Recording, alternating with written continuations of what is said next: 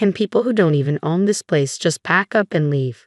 You hardly make any money, and yet you have the audacity to stay in a luxury apartment. I agree, I'll start packing immediately, I replied with calm resolve, then turned toward the bedroom. As we passed each other, Laura gave me a smirk and said, even Eric, who makes $200,000 a year, had to give up his high-rise condo. And here's poor Lenora, who's really the poor one now. I muttered a response under my breath, but Laura's scoff cut me off. What? Stop whining and just get your stuff packed.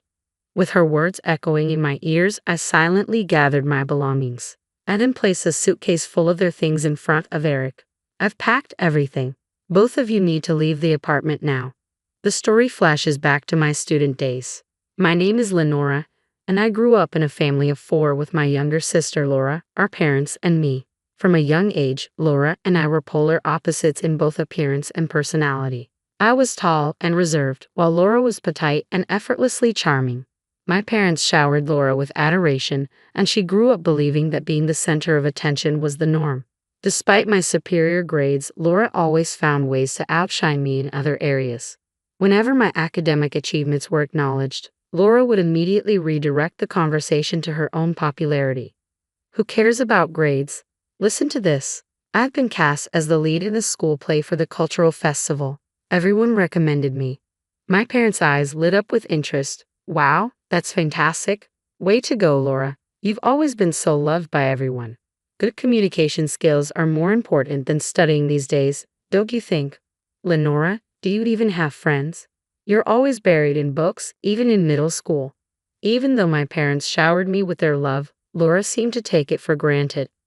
Lenora, what would you like for your upcoming birthday? My mom asked. I'd like a winter coat, I replied. All right, we'll go shopping for it soon. As soon as Laura heard this, she chimed in. I'd like a coat for my birthday next month too. Really? Well, let's go shopping together then, Mom agreed. When the shopping trip came around, it revolved entirely around Laura's preferences. I want to shop here, she declared, pointing to a store with designs that were far too cute for my taste. I was hoping for something a bit more subdued, I suggested, trying to redirect. Oh, come on, it's too much of a hassle to visit multiple stores. Just pick something from here, Laura said, pulling me toward a rack. Lenora, try this one on, she said, holding up a coat she had picked out. I think it'll look great on you. I'm not really into it, I protested. Just try it on. It'll look good, trust me. Reluctantly, I ended up buying the coat, despite not liking the design. On our way home, Laura leaned in and whispered, I'm glad you bought it, but that coat might not suit your plain looks. Even someone like me managed to get a boyfriend in high school.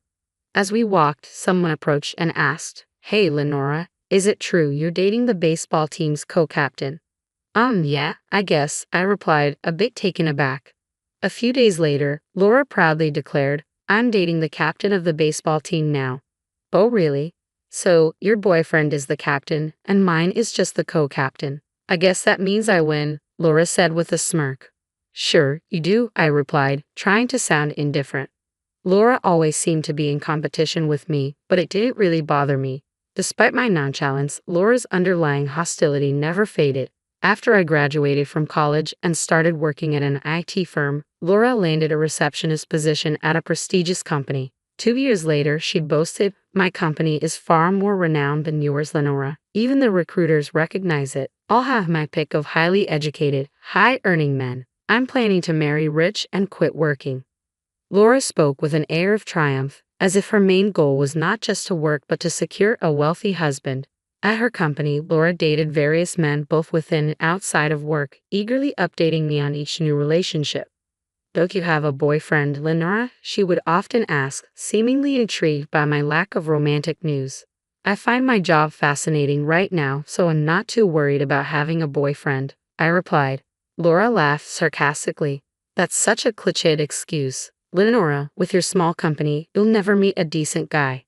But a year later, I met Eric, and our relationship progressed swiftly.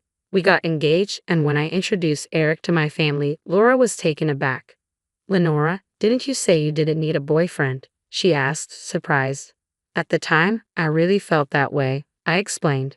Eric quickly stepped in to deflect the attention. Laura, love is unpredictable, you know. I'm sure a charming girl like you gets what I mean.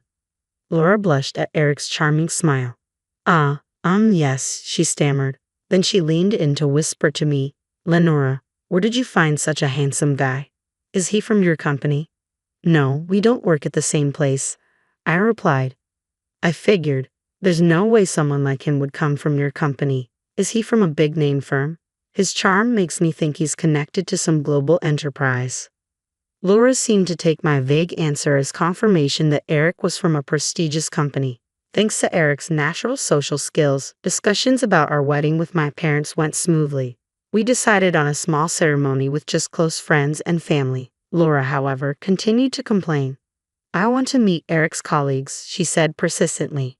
Eric and I soon settled into our newlywed life.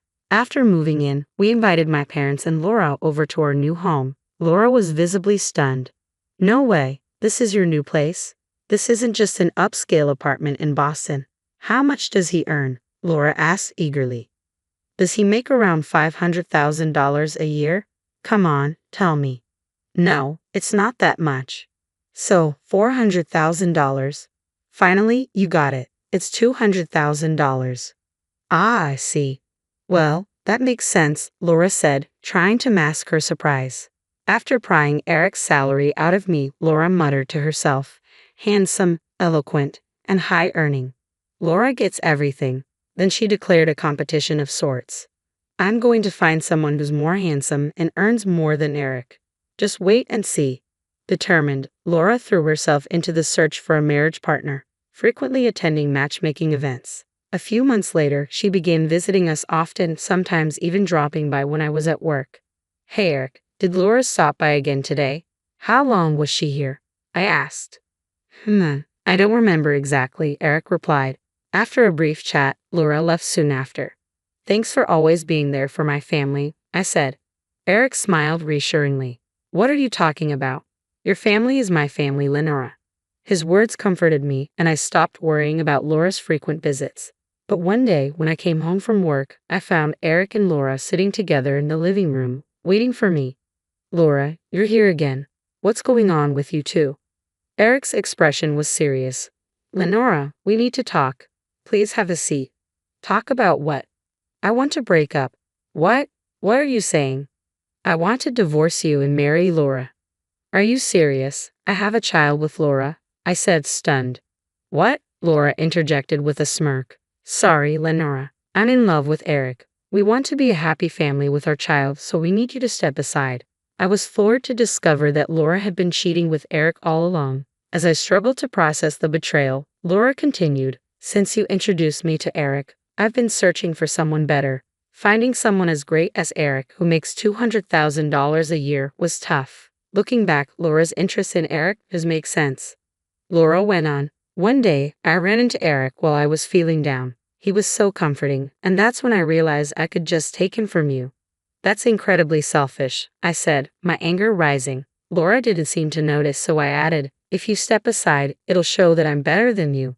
I was seething with anger. Laura's selfishness had always been a problem, but I had tolerated it because we were family. Not this time. I couldn't stand by and be treated this way. I wouldn't forgive either of them. Fine, I said, trying to keep my voice steady. Oh, great, I knew you'd step aside so easily. After all, someone as plain as you doesn't deserve someone as great as Eric. So, you'll be moving out of this fancy apartment, right? It's too good for you anyway. At Laura's words, Eric interjected quickly, Hold on. Whether I own this apartment or not, we should sit down and talk this through. Laura dismissed him with a wave of her hand. Are you kidding? You don't even make that much money, and you want to stay in a luxury apartment. How shameless. I agree. I'll start packing now, I said quietly, heading toward the bedroom. As I passed by, Laura laughed and said, Poor Lenora, having to give up a $200,000 a year guy like Eric in a fancy high-rise apartment. Who's the real loser here? I muttered under my breath at her comment. Laura scoffed, Excuses, excuses. Just get your stuff packed. With Laura's voice fading into the background, I silently packed up my belongings. I placed all the packed items in front of Eric. Here, all of your stuff is packed. Now you both need to leave this apartment. Laura looked bewildered. What are you talking about? You're the one who's supposed to move out. No, it's you and Eric who need to leave. Both of you. What are you saying? Laura asked, confused. You were the one who said it's shameless to stay in a luxury apartment without making much money, I said. Laura, Eric, do you understand what I'm saying? Could you explain it to Laura here? Eric spoke so softly it was almost a whisper. This apartment isn't mine. What do you mean? I didn't buy this apartment. Lenora did, so it's in her name. Laura's face twisted in confusion. Why would you put it in Lenora's name? Eric should be the owner, since he makes more. Eric's voice grew even quieter. Actually, my income is less than Lenora's. What? But you make $200,000 a year. That $200,000 is Lenora's salary, not mine, Eric clarified. You're lying, Laura exclaimed. It seemed Laura was starting to grasp the situation. I continued, our household income is around $200,000, but most of that comes from me. After landing a job in IT and running a successful app business, my income grew significantly. That's when I met Eric. I started dating him because his cheerful personality was a welcome break from my hectic workdays. I expected that once we got married, he'd give up his part-time job. But as my income increased, Eric's work ethic diminished. By the time I finished explaining, Laura's face had drained of color. Wait, Eric has a job, right? He's not unemployed? He's essentially unemployed, I said. I stayed with him because he provided emotional support when I was busy, but he's just a man of empty promises who's been depleting our savings. You've done me a favor by taking him off my hands. But Eric always paid for upscale restaurants on our dates and even bought me designer clothes. That means he must have savings, right? I couldn't help but smirk at Laura's comment. That's just Eric for you, always putting on a show. He's been reckless with his credit card to impress people. I was the one left to clean up his financial mess. From now on, our accounts will be separate. You two will need to figure out how to handle the bills. Wait, so he's been spending wildly on credit cards without any savings? Who does that? I don't understand the mindset of someone foolish enough to cheat with his wife's sister. And honestly, the mindset of a woman who cheats with her sister's husband is beyond me as well. So you're saying my dreams of marrying a man who earns $200,000 and living a luxurious life in a high-rise condo are completely ruined? Without a shred of mercy, I kicked both the pathetic Eric and the crumbling Laura out of my apartment. I swiftly finalized my divorce with Eric and filed for alimony. Given their confession of infidelity, they had no grounds to contest the financial demands. Even after discovering that Eric was unemployed, Laura had no choice but to marry him because she was pregnant with his child. She hoped that fatherhood might make him more responsible. However, Eric's lazy habits remained unchanged. Initially, he had cheated with Laura, believing she was wealthier due to her position at a top-tier company. Yet he had no intention of contributing financially himself. He continued his part-time job, depleting Laura's modest savings to cover the divorce settlement and leaving no room to address credit card debt. As newlyweds, Laura and Eric fell into a cycle of debt.